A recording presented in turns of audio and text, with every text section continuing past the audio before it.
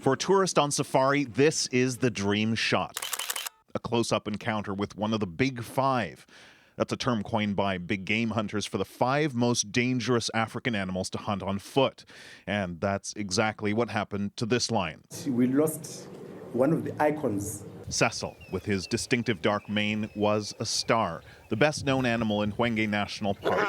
Officials say earlier this month, Cecil was lured out of the protected park with bait. Then he was shot, first with an arrow, then 40 hours later, finished off with a gun by a tourist who paid $55,000 to local guides. The person involved, or the offender, is a gentleman who is an American called Walter James Palmer.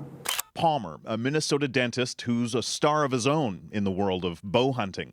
He's traveled the world to bag a zoo's worth of animals, from leopards to rhinos, but not always legally. In 2008, he was sentenced to a year of probation for making a false statement to wildlife officials after killing a black bear. In a statement, Palmer said he was sorry he'd shot Cecil. I had no idea that the lion I took was a known local favorite, was collared and part of a study until the end of the hunt. I relied on the expertise of my local professional guides to ensure a legal hunt. Around the world, outrage over Cecil's death is growing. An online mob lit their torches, took to Twitter, and crashed the dentist's website. Some angry Minnesotans even turned up at the dentist's office and home, but he wasn't there. It upsets me that people can be so stupid to take a life like that, whether it's human or not.